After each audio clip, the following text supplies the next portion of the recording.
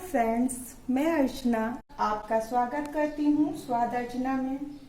आज मैं आपको सत्यनारायण की कथा में प्रसाद का भोग लगाने वाली पंजीरी की रेसिपी बताने जा रही हूँ। इस पंजीरी में क्या क्या सामान चाहिए पहले मैं आप लोगों को बता देती हूँ।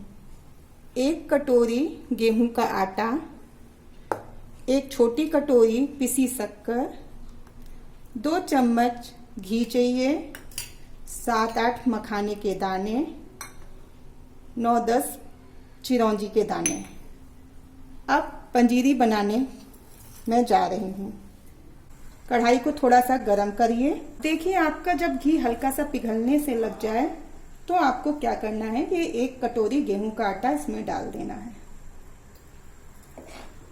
और इसको बराबर चलाते रहना है।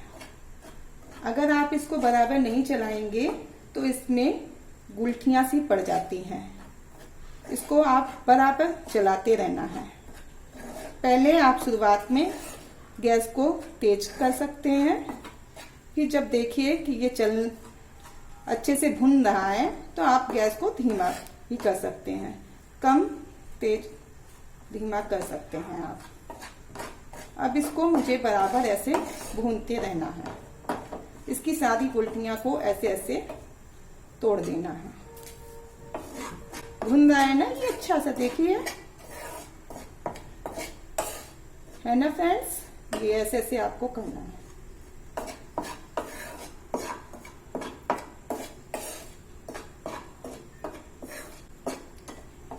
आपको हाथ बराबर ऐसे चलाते रहना है, हाथ को मत रोकिएगा, नहीं तो ये जलने का डर है, जल भी सकता है। ये ऐसे ऐसे बराबर चलाते रहिए।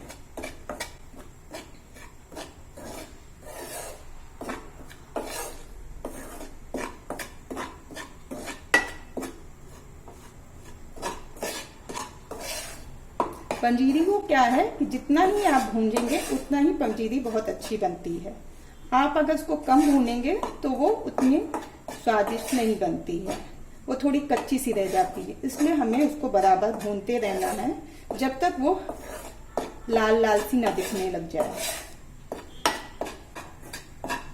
अब आप देखेंगे कि हल्की हल्की सी महक आने लगी आटे की भूनने की, तो आपको क्या करना है, गैस को थोड़ा सा सिम कर देना है।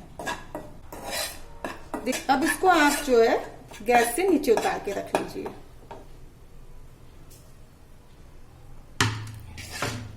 अब मुझे क्या करना है, 1 कटोरी में इसको निकाल लेना है।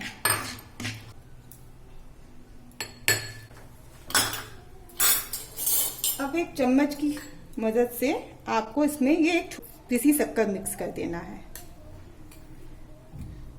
धीरे धीरे ऐसे करके मिक्स कर दीजिए। बहुत लोग बहुत मीठी खाते हैं तो आप उससे ज्यादा भी मिला सकते हैं, अपने स्वाद अनुसार शक्कर मिला सकते हैं।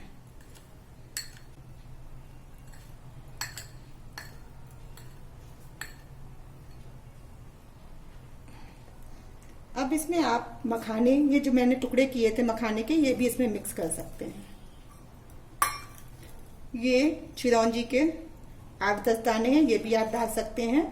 ये आपका अगर मन है तो डालिए, नहीं मन तो आप इसको स्किप भी कर सकते हैं। आपकी पंजीरी हो गई तैयार भोग लगाने के लिए। अब आप इसका भोग लगा सकते हैं। देखिए, है ना कितनी अच्छी पंजीरी तैयार हुई है।